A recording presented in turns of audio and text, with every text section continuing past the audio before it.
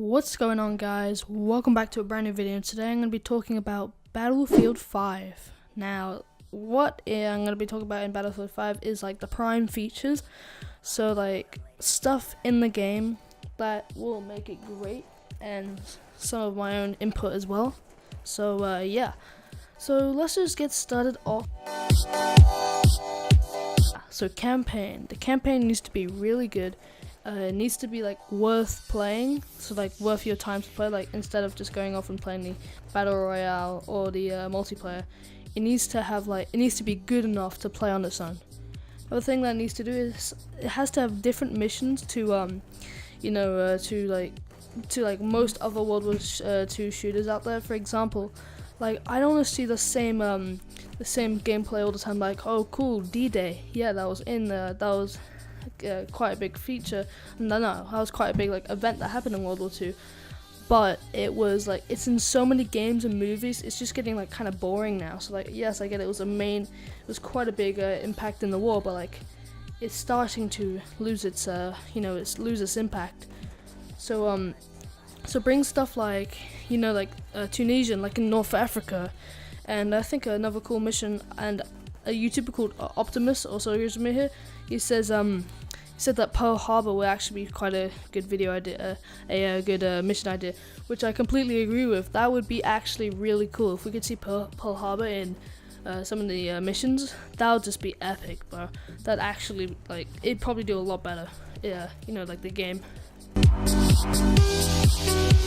First thing I need to quickly talk about is the fortifications. So basically, it's cool because you can like rebuild stuff. So you can I think you can just like rebuild buildings that were like destroyed, like exploded, and you can also, if I remember correctly, you can also like make little like verifications to it. So like maybe add a fence in front of it, but not like you can make like small little verifications to it. So you can put like a little like spike thing that like basically just to make it a little bit better. So you can make it the way that you want it to make it, which is gonna be pretty cool.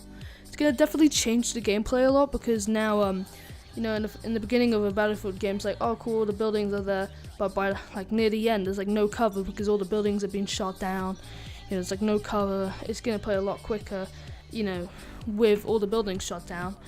But if they keep like getting rebuilt, it's gonna definitely lead to some different kind of gameplay. But it might be pretty cool, might not be. But we'll just have to find out when the game releases. I think it's October 19th or 18th. I can't remember. Also, it's definitely gonna change the flow of the of the actual game. So that's gonna be seems pretty interesting. But it's gonna be like slightly different. But a lot of people, like a lot of the gaming producers, they want to make it different. They want to innovate. But the reason why a lot of people come back to big companies like Halo, Battlefield, not companies, like franchises like Halo, Battlefield, and Call of Duty, is because the way that they make the games, it just has to like have small verifications as it is, like variations. And the fortifications are definitely going to make it more fun. Maps, now the maps will actually, like the maps in Battlefield 1 were pretty good. I don't know about Battlefield 4 because I didn't really play it that much, but I think they were okay. My friend plays Battlefield 4 a lot, and he says the maps are pretty decent. Now the maps have to be pretty darn good, because like if we just keep seeing the same stuff over and over again, for example, oh cool, the D-Day setting, wow, how innovative. Like, we need to see some decent maps that actually were involved in World War II. Also, now moving on to weapons, I believe that the weapons need to be balanced. There needs to be a variety of weapons, because I believe at launch, Battlefield 1 did not have enough weapons. The like people were just waiting for DLCs, like for new weapons, just because, oh my god, like there wasn't really enough content in Battlefield 1 when it comes to weapons. Also, I believe that the time to kill has to be like a good balance, like not too high like Ghost, so it's just instantly like if someone shoots you, you're done, but not too low like the Black Ops 4 PS4 beta, where it's like it's kind of like Halo. It's a little bit slower because like kills actually take more skill with a lower, with a quite a low time to kill. So it has to be like in the middle of that range. So not too high, not too low. Also, I believe that, health wise, the bullets actually have to do decent damage. So one thing that I like in a game called Fortnite is if you get headshots, it counts as more damage than body shots, which is in most Battlefield games. But I'd say it has to be a lot more balanced, I guess you could say. Now, last thing is the Battle Royale. I believe that the Battle Royale, English. I believe the Battle Royale should be free, because if it was free, it would compete with bigger. It would completely shove a good kick at games like Fortnite, H1Z1, and PUBG. Because, well, no, really Fortnite, because Fortnite's free, but it would just it would make such a bigger impact on Fortnite. Because probably more people will be playing the Battlefield 5 one, because it's free, and it comes with multiplayer, regular multiplayer. So it's basically more content in the game for the $60. So basically, you get more bang for your buck. And lastly, I believe gameplay. So the HUD, from what I've seen from the from the trailers and stuff like that, and gameplay reveals, it's way too similar to the Battlefield 1 HUD. Which I'm like, it doesn't really bother me too much, but I believe, in every Battlefield game, Call of Duty game, they should just spice up the HUD just a little bit, because it's just that little addition to the game that makes it more enjoyable. Moving away from multiplayer to just general stats, the DLC is actually going to be, I think, completely 100% free, except for cosmetic things. So that means there's going to be no premium pass, or at least a free premium pass, I think, and also free maps and operations rather than actually having to pay for it. And one thing that I found very annoying in Battlefield 1, which also Optimus found the same thing, was that once you get one DLC, the moment the next one comes out, your first one becomes basically obsolete, because everyone's getting the second one, and they're just going to be playing the second one until the third one. So the first one, basically, whatever that amount that you spent, it's basically going to be useless, until it's going to be useless for the time being until the next one comes out. And so that's it for free DLC. I heard there's gonna be a lot more character and weapon customization stuff. So this is gonna be good. So basically, just expanded customizations. So I heard that there's gonna be cosmetic items, not items, but camouflages and different uniforms, face paints, camos for weapons and vehicles.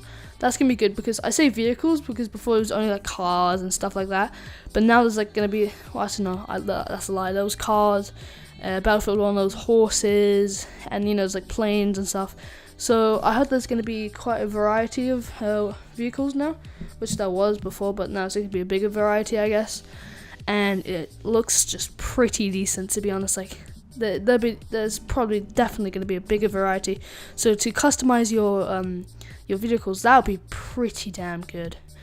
And I think the cosmetic items are going to be not free, I think, but I don't know, because I don't know if that's DLC or not, because I don't know if it's going to be free, or if it's going to be you have to pay money, or there's going to be an in-game currency card points. But let's just imagine you can't buy card points. Let's say you just have to grind to get those points so you can get those weapons. I guess you could say in Halo 4, how they have the SP point system where you can get new weapons with certain amounts of points. That would be good. So you actually have to grind the game instead of paying to get weapons. Oh yeah, another thing, they said, weapon packs. So let's say you're impatient and you just want to get the best AR that there is, where you could usually pay for it, but now you can't, which I find is better, because now is you actually have to grind to get the game, which I think is a lot better. Lastly, I want to talk about graphics, and I know graphics aren't a key aspect in the game, because usually it's just the gameplay. If the gameplay is good, graphics don't really matter. But to people, if you say graphics are the main point of a game, just buy a PC, because PCs will have better graphics. But I'm getting a little bit off topic. So the graphics in Battlefield 5, from what I've seen, they're going to be really, really good. The colors look absolutely amazing. In the Battlefield 5 reveal trailer, you can see that forest/field that they're in. Oh my god, the colors of the explosions, the trees, it looks beautiful. The game looks absolutely marvelous. Oh my god, it looks so good. So that's really it for my Battlefield 5 Prime features kind of video, and so, you know, just giving my overlay on the Battlefield 5. And last, I want to give a little bit of an opinion. I think that Battlefield 5 is going to be an amazing game. Definitely buying it, and it's basically worth the $60. Because before, you have to like spend like $100 just so you can get like the bonus stuff. But now, like, most of the DLC is free, so basically you get more bang for your buck for the $60. So that's pretty much it. I hope you guys enjoyed this video. If you did, leave a like or a subs. If you are new to this channel, hit that subscribe button because the videos are daily. So yeah, that's pretty much it. See you guys in the next video. Peace.